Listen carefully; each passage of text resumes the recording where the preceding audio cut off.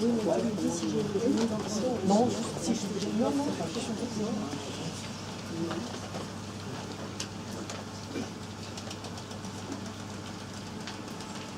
Je vais vous expliquer, messieurs les juges. J'ai tué cet homme dans une baignoire. Vous savez mon histoire. Il n'est pas un de vous qui ne l'ait répété 20 fois à la fin de leur repas.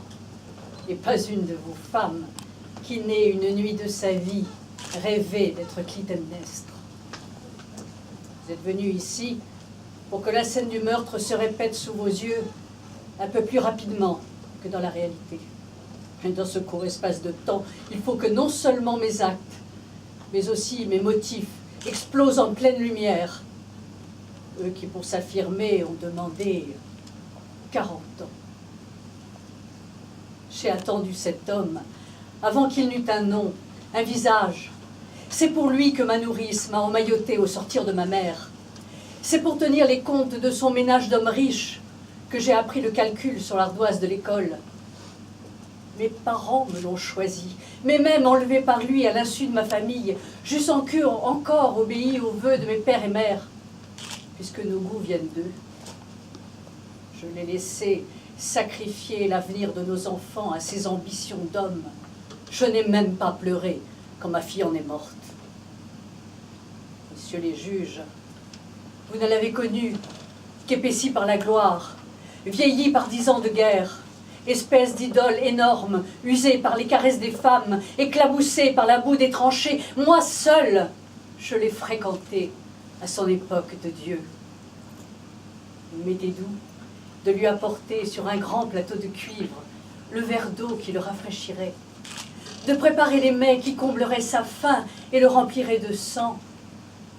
Il m'était doux, alourdi par le poids de la semence humaine, de poser les mains sur mon ventre épais où levaient ses enfants. Mais les hommes ne sont pas faits pour se chauffer les mains toute leur vie au feu de même foyer. Il est parti pour de nouvelles conquêtes et m'a laissé là comme une grande maison vide, pleine du battement d'une inutile horloge. Le temps passé me laissait chaque jour plus appauvri d'avenir.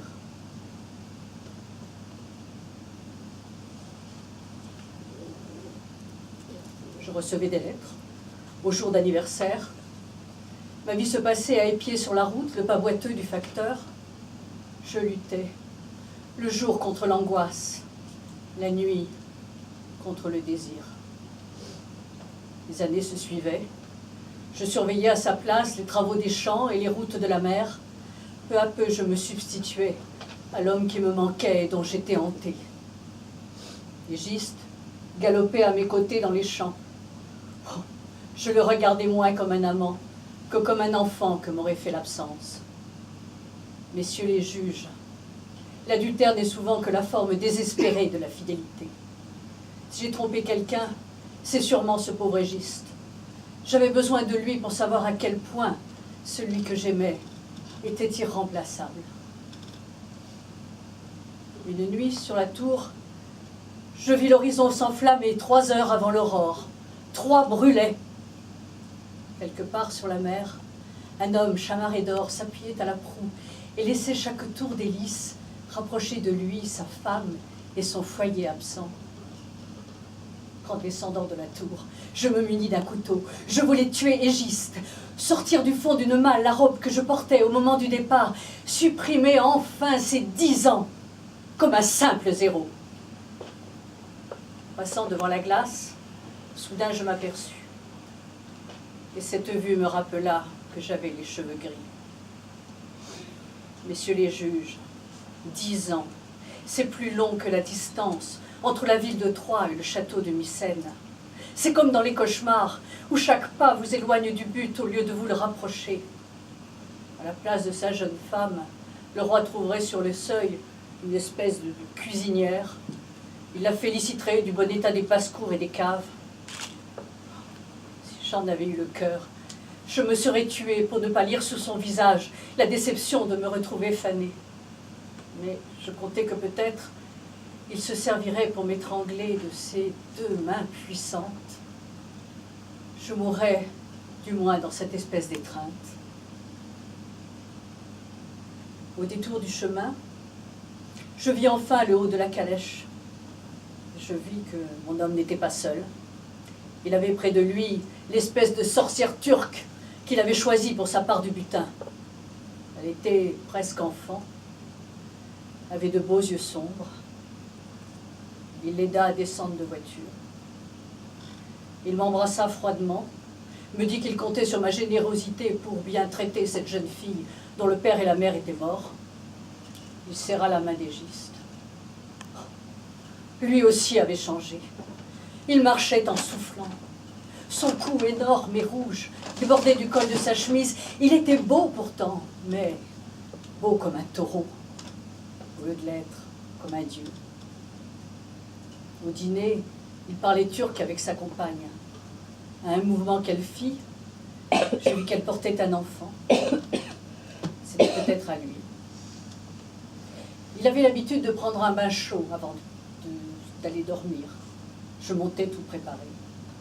Le bruit de l'eau qui coulait me permettait de sangloter tout haut. Je trouvai une hache qui servait à fendre du bois et la dissimulai sous une serviette. Dès qu'il fut entré, je fermai la porte à clé. Il ôta sa chemise. Sa peau dans l'eau chaude devint toute violette. Il suffoquait un peu.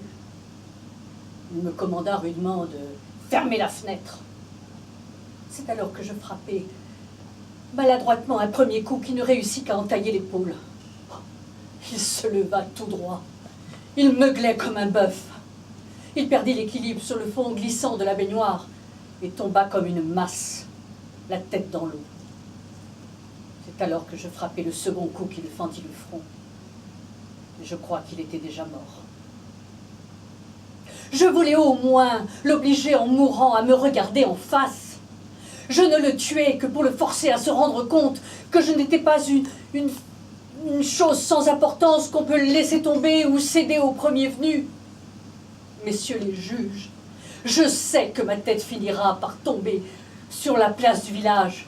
Mais les morts ne restent pas en repos. Je me relèverai et j'irai la nuit le long des routes à la recherche de la justice de Dieu. Bravo.